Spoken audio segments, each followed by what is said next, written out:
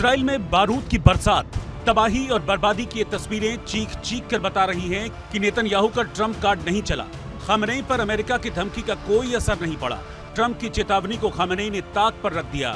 Iran ने Israel पर सबसे बड़ा हमला कर दिया।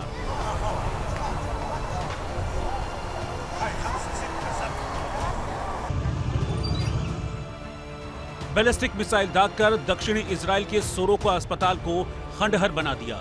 तेल अवीव से लेकर बशेरबा तक हाहाकार मचा दिया।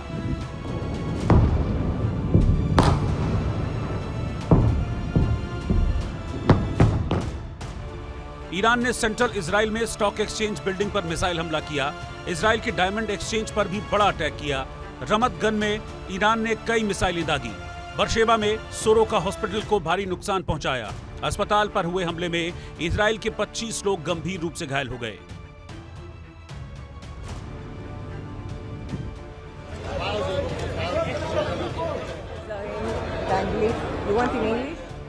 इजराइल पर ईरान का यह विनाशक हमला ट्रंप को सख्त और सीधा संदेश था कि वो अमेरिका के आगे सरेंडर नहीं करेगा, न्यूक्लियर प्रोग्राम जारी रखेगा। लेकिन इस हमले ने नेतन्याहू के आक्रोश की आग को भड़का दिया। नेतन्याहू के अंदर जल रही चिंगारी को आग का गोला बना दिया।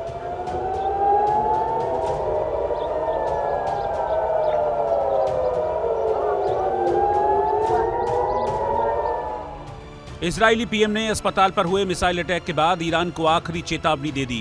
नेतन्याहू ने सोशल मीडिया पर लिखा, ईरान के आतंकवादी तानाशाह खामेनेई के सैनिकों ने सोरोका अस्पताल पर मिसाइलें दागी। अब ईरान को सोरोका अस्पताल पर किए गए मिसाइल हमले की भारी कीमत चुकानी होगी।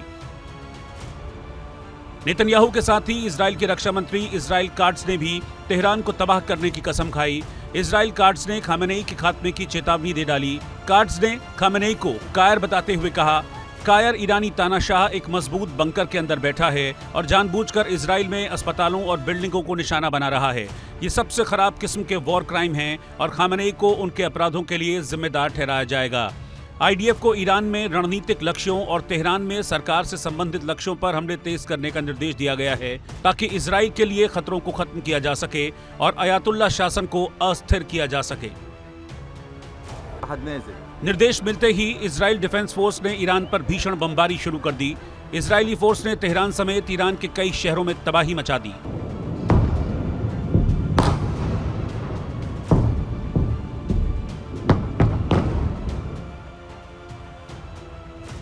इजरायली डिफेंस फोर्स ने दावा किया कि उसने ईरान के सैन्य ठिकानों, रणनीतिक ठिकानों को टारगेट कर हमला किया है, ईरान को भारी नुकसान पहुंचाया है और यह हमला तब तक जारी रहेगा जब तक ईरान घुटनों पर नहीं आ जाता, खामेनेई का खात्मा नहीं होता। इधर अमेरिकी राष्ट्रपति ट्रंप ने भी ईरान को दो टूक कह दिया है, सीज फायर नहीं, हम पूरी और पूरी जीत चाहते हैं। He said I was going back home to make a ceasefire.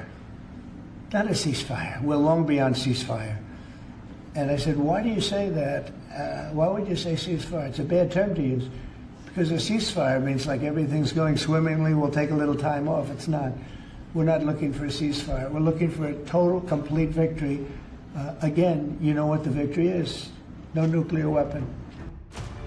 Trump ने तीसरी बार ईरान को अल्टीमेटम दिया है, ईरान को सरेंडर करने को कहा है, लेकिन खामेनेई के तेवर बता रहे हैं कि वो झुकने वाले नहीं हैं, रुकने वाले नहीं हैं। सवाल है कि क्या अब अमेरिका ईरान पर हमला करेगा? क्या इजराइल में हुए विनाश का बदला लेगा?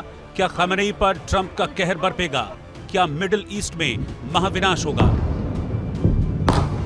Bureau report, India news.